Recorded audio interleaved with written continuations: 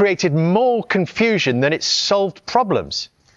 Yeah, I think every Liverpool supporter's been sort of having sleepless nights trying to work out what Liverpool should be doing, the system they play, what players they use, the players they brought to the club. And I'm sure the manager's feeling exactly the same. But I've mentioned the last couple of weeks, Liverpool's summer transfer business didn't feel Liverpool-like. It felt Real Madrid-like in terms of actually going to buy the most expensive players or the best players on the market in the positions that you want and paying top dollar. Now, what we saw yesterday was Ekitike, who's been Liverpool's best signing, on the bench, and Wirtz on the bench. Now, I think Gary will know this better than me, but when you spend that type of money on players, the people who've spent the money on, they want to see that money on the pitch. You know, and that's a big problem for them. Money, did you? I haven't spent any money yet. Made a huge profit, just for the record. Have you had a situation? Yeah, so we did have it. It's very different, obviously. But when I was at Wolves, we did a lot of work. We had some real success in our first season playing Mario Lemina and João Gomez as a two. And then in the summer, we made Mario Lemina captain. And then 10 days or 2 weeks, 3 weeks later, Andre arrives from Brazil. Top signing, top midfielder. Loved him to bits. But now we have this conundrum of I've got my captain, who plays centre midfield. I've got João Gomez, who's been excellent. And I've got Andre. So do I change the system? So we tried changing the system. Didn't really work. Can I leave my captain out to get Andre in? Difficult one. Do I leave João out, who's been excellent for me since I've got here? So Arne Slot will be thinking about this, I'm guessing, a lot. Yeah. You know, he'll go training, he'll think about training, and he'll come in and he'll sit in his office and he'll look at his whiteboard and he'll just be thinking, how do I move these bits around to get these in and win football matches? And Wirtz in the same side. I was probably one of the few people who wasn't big on Isak coming into the club because I thought it would be a problem when you buy a guy, Ekitike, for 80 million and another guy for 125 million. And it's not actually good for Isak having Ekitike on the bench because he's always looking over his shoulder. He can never relax. He knows if he hasn't done something in the first hour, he's probably going to come off. Now, I think Arne Slot, as you're saying, how can he get the two of them on the pitch? I think he's got to find a way, not every week, of getting the two of those players on the pitch. Like then? Let's have a look. Well, listen, I'm thinking of the big money signings who were on the bench at the weekend, and namely Wirtz. So I'm trying to rack my brains as well as a Liverpool supporter what Liverpool could do. Now, I've took Gakpo out there. Ruthless. Yeah, but listen, he played really well yesterday, and Szoboszlai would find a place somewhere, but we're concentrating specifically on this attack. So Isak and Ekitike, at some stage, he's got to try and make that work. Now, I go back to what I said before. It was a Real Madrid summer. I think Arne Slot almost has to be a Real Madrid manager, and I put myself up. He maybe put himself in the shoes of maybe Carlo Ancelotti, who every summer, whether that was at Chelsea, Real Madrid or AC Milan, they'd have big money signed and he'd have to make it work, and he would alter it to suit it. So perfect example is he wins the Champions League a few seasons ago with Karim Benzema as the striker, Ballon d'Or winner. Benzema goes to Saudi. He ends up playing Bellingham as a false nine. It's a completely different way of doing things. Maybe it opens the space for him to come in, and you get Ekitike, maybe Salah or Frimpong on that right side. But I'm trying to think as a manager, and you'll know this better than me, when you've spent big money, you have to find a way of getting these players in the team. And Carlo Ancelotti was the absolute master at this. Yeah, and I think 5 and a 5. Yeah, and I think it could suit Wirtz, because obviously the Premier League is definitely going to be more physical than what he's been used to, and maybe some of the criticism aimed at him or some of the reason that he's been ended up on the bench is adapting to the physicality of the Premier League. So maybe if he operates wide and drifts into pockets rather than being someone that's in there around midfielders all the time, maybe he'll get a bit more freedom. You've seen Thomas Frank doing it a little bit with the boy they signed from Leipzig. Yeah. Simmons.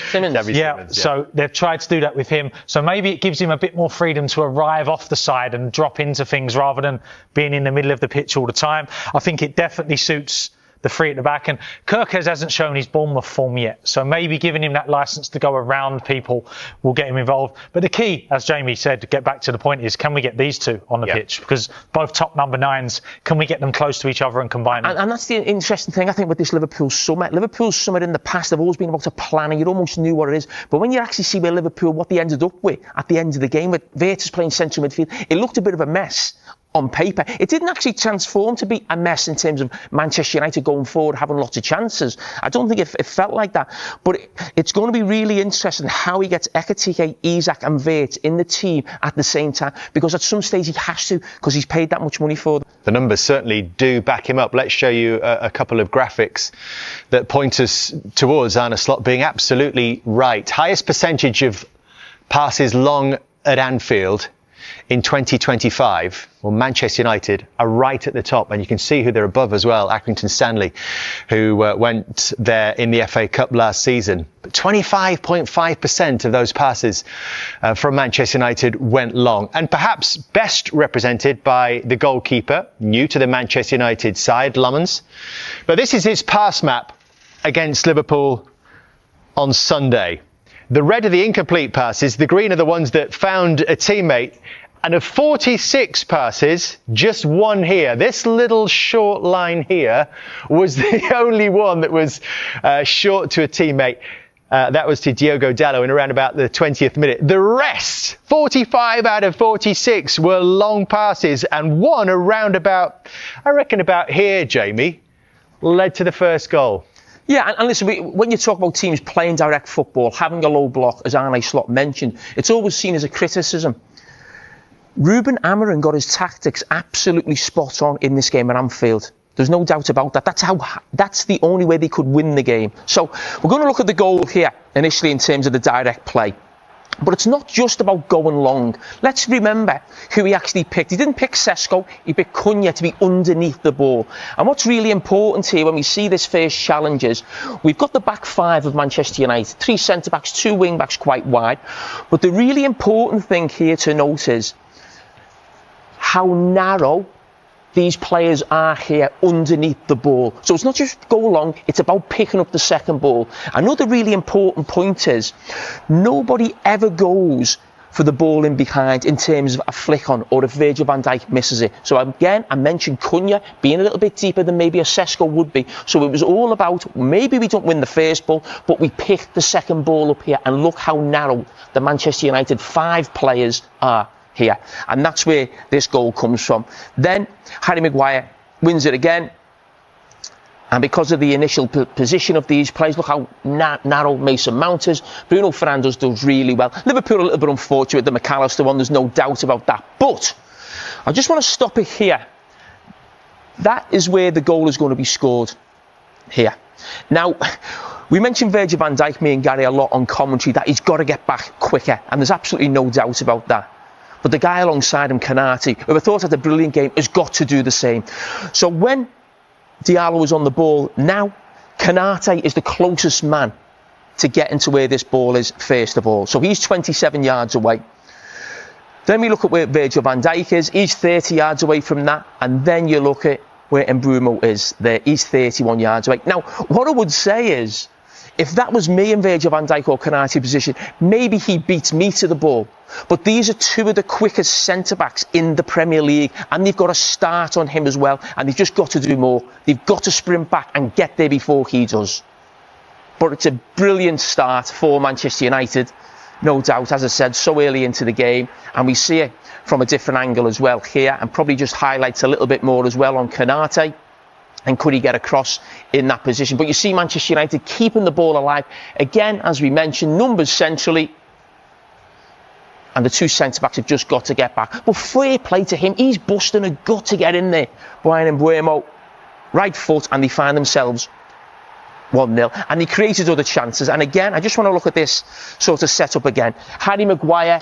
Now look at Casemiro, go long, go long. Look at the manager down here. He's not even looking at the game. He's not watching. He knows this ball is going long. Again, no one running in behind to try and get on the second ball. In behind. Normally that happens. Again, look at those 5 players inside. Again, the 2 central midfield players and the 3 attacking players really narrow, really together to make sure they pick up the second ball. And this is, again, when you come into this system causing Liverpool problems. Carragher's up against the wing-back. And Mbeumo trying to drag Virgil van Dijk out, who had problems all afternoon getting dragged into those wide areas. And Manchester United, through Mason Mount, again being narrow, could be 2-0 up. So the tactic of going long was absolutely spot on.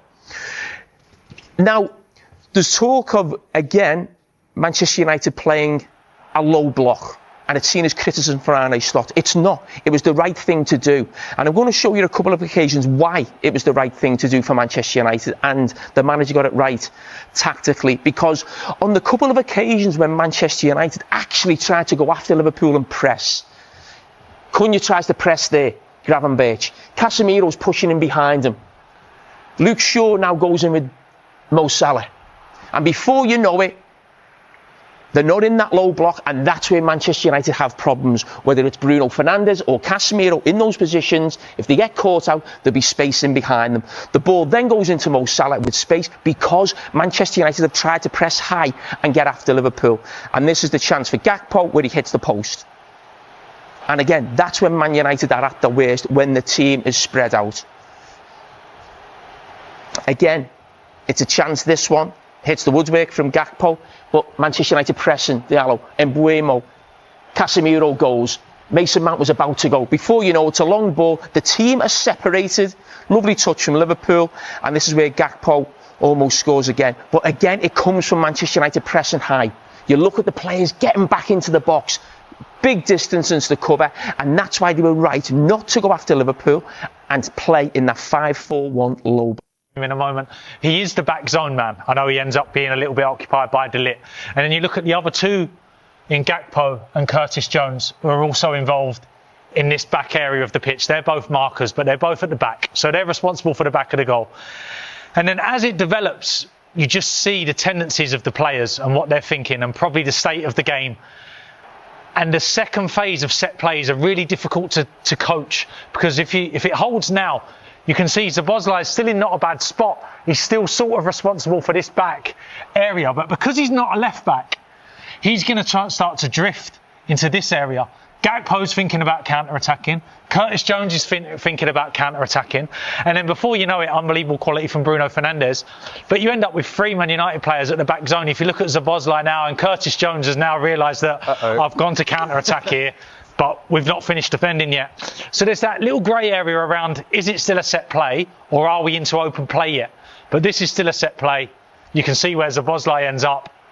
And Man United get any one of them three, could have headed that in at the back post. So that little crossover between set play and open play is very, very difficult to deal with. We always coach where Szoboszlai should stay and be responsible for the back zone until this phase is finished.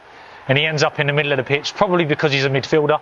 And that's where he's used to being, and it gets Man United a famous victory at Anfield. What do Manchester United take from this? You said that, in terms of the system, there has to be more tweaks in terms of dominating teams and getting on top of sides. But do you think this will just breed confidence through the club that could take them? Jamie Carragher didn't hold back after Liverpool's 1-2 defeat to Manchester United at Anfield, dissecting the tactical flaws that cost his former side crucial points. The former Reds defender pointed out how Liverpool's high defensive line and lack of compactness in midfield left them vulnerable to United's counterattacks. He emphasized that Klopp's men looked disjointed and predictable in possession, failing to adapt when United pressed aggressively. Carragher described it as one of Liverpool's most tactically naive performances of the season, a game where structure and discipline completely broke down.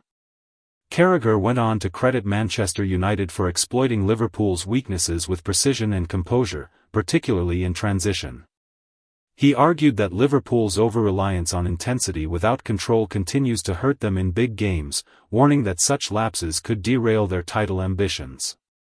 The defeat, he said, should serve as a wake-up call for Klopp and his players to rediscover their balance between attack and defense. For Carragher, it wasn't just a bad day at Anfield. It was a tactical failure that exposed deeper issues within Liverpool's current setup.